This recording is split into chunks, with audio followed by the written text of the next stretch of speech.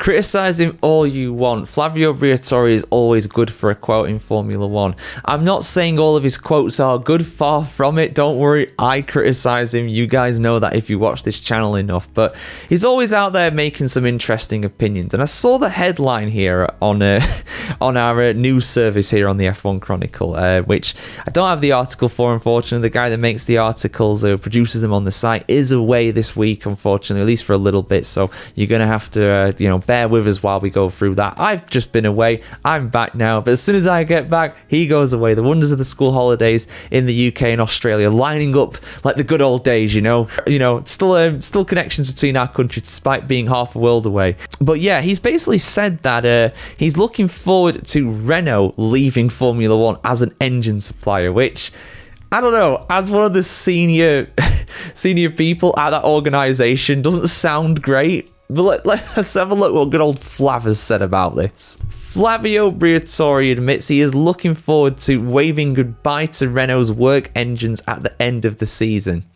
Having previously overseen title-winning periods at the Enstone-based team with Michael Schumacher and Fernando Alonso, the 75-year-old is back at the team, now known as Alpine, as a powerful advisor to Renault CEO Luca Di Maio. Let's be honest, guys, he's basically running the team. I like Oliver Oakes, but come on, he's not running the team. It's Briatore. He's running the team, really. One of his first moves was to recommend the end of the works engine operations, opting to instead to run customer Mercedes engines and gearboxes from 2026. Speaking in Bahrain on his birthday, the flamboyant Italian's present was an unexpected P5 in qualifying for Pierre Gasly, which should result in the team finally opening its championship points account in 2025. And indeed it did. Gasly got P7 during the race, really impressive by him. Now every team has scored points in Formula 1 and Alpine are finally on the board.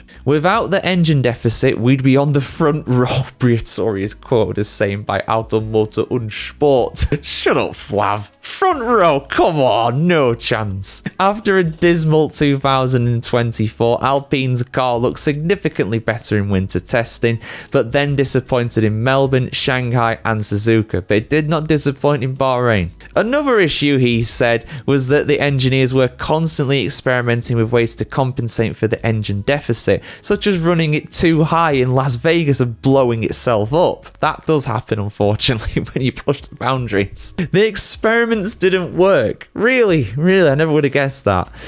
That's why I told the team before the weekend, no more experiments, we'll drive like we did in the test. Another big issue on Briatore's desk at present is Jack Doohan, amid swirling rumours the Australian will soon be replaced by Franco Colapinto. While Gasly shone in Bahrain qualifying, Briatore said that Doohan, who was P11, is struggling to put together perfect sectors throughout a qualifying lap. He still needs to work on that, Briatore said. Jack is fast, but not yet consistent. Well, I mean, to be honest, I don't think P11's a bad effort. It's not that far behind Gasly, and we know how good Gasly is. I mean, you compare Gasly to Ocon during most of last year's qualifying. I mean, to see Gasly in P5 and Ocon in P11, I don't think that's that far off, to be honest.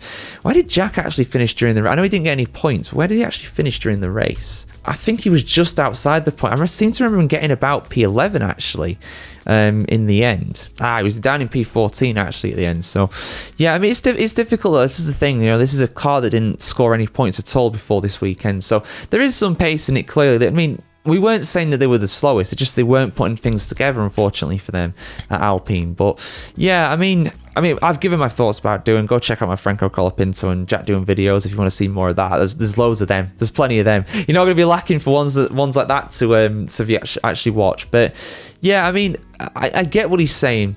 But to actually say it, I just think it's really, really... I mean, we all know that Renault is the only engine, really, that has any kind of performance deficit. The Honda in the Red Bull, the Ferrari and the Mercedes, they're all kind of similar, right? There's not much between them. You might get a little bit performance here and there, with some being better than others, but overall they're about the same.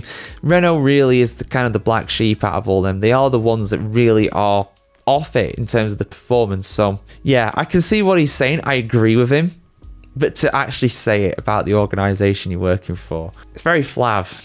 It's very Flavio. When it's things aren't going well, it's everybody else's fault. When things are going well, it's all down to him. Don't forget that this was his decision. We'll see what happens next year with Mercedes Power. I think they'll do better, to be honest. And then he'll be very much, glorifying himself, to be honest. That's what he likes to do. But I've said enough about Flavio. I don't like talking about him, really. Not a big fan, as you could tell.